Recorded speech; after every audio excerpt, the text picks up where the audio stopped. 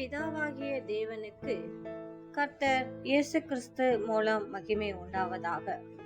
என்னை நினைவு கூறும்படி இதை செய்யுங்கள் என்றார். பஸ்கா கால சிந்தனைகள். நினைவு கூறுதல். ராபோஜனம்.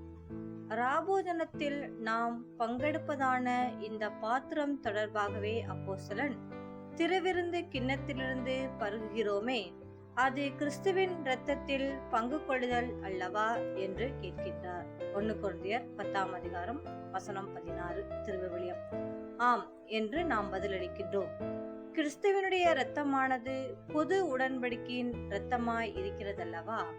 ஆகையால் புதிய உடன்படிக்கையின் இரத்தத்தில் நாம் பங்கு கொள்கிறோம் அல்லவா? நமது கர்த்தருடைய அழைப்பிற்கேற்ப நாம் அந்த இரத்தத்தில் பங்கு கொள்வதினால் நாம் அவரது பாத்திரத்திலும் அது தொடர்புடையதான அனைத்திலும் பங்காளிகளாக இருக்கிறோம் அல்லவா? ஆம், இது எத்தகைய தாக்கத்தினை நம்மிடத்தில் ஏற்படுத்தியிருக்க கூடும்? அதிக அளவினாலாகும். அவரது பாத்திரத்தில் பங்கடைவதற்கும் அவரது மரணத்திற்குள்ளான ஸ்நானம் கொள்வதற்கும் என்று நமக்கு அருளப்பட்டிருக்கின்றதான மாபெரும் ஸ்லாக்கியத்திற்கென்று நாம் மிகவும் நன்றியுள்ளவர்களாய் காணப்பட வேண்டும்.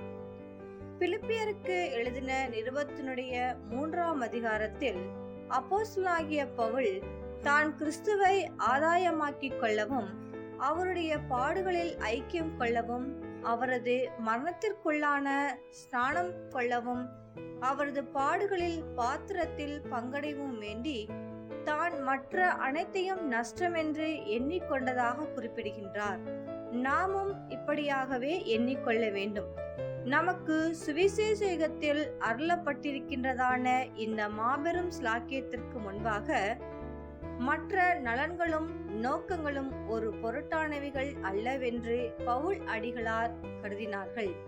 இந்த அருமையான ஸ்லாக்கியத்தின் விஷயத்திற்கு ஒருவேளை நாம் எப்போதாகிலும் கூடர்களாய் போவோமானால், நமது கர்த்தருடைய பாத்திரத்தில் பங்கடைவதற்கு அழைக்கப்பட்டிருக்கிறோம் என்பதும், புது உடன்படிக்கையினை முத்திரையிடுகிற அல்லது உறுதி செய்கிறதுமான இந்த இரத்தத்தில், அதாவது புது உடன்படிக்கைக்கான இரத்தத்தில் அவரோடு கூட பங்கெடுப்பதற்கும் அழைக்கப்பட்டிருக்கின்றோம் என்பதுமான உண்மைகளின் மதிப்பினை உணர்ந்து கொள்வதில் குறைப்படும் நிலைக்குள் ஒருவேளை எப்போதாகிலும் நாம் வருவோமானால், இது நமக்கு விசேஷமாய் கொடுக்கப்பட்டதும் உலகத்தில் உள்ள வேறெந்த ஜனங்களுக்கு ஒருபோதும் கொடுக்கப்படாததும், மீண்டும் ஒருபோதும் கொடுக்கப்படாததும், தேவதூதர்களுக்கும் ஒருபோதும் கொடுக்கப்படாததும், கர்த்தராகிய இயேசு கிறிஸ்துவுக்கும் இந்த யுகத்தில் அவரது ஆவியை உடையவர்களுக்கும் மாத்திரம் அருளப்பட்டதான இந்த ஸ்லாக்கியங்கள் மற்றும் தயவுகள் அனைத்தையும் அசட்டை பண்ணுகிறதாய் இருக்கும். ரீப்ரிண்ட் 4605. ஆமென்.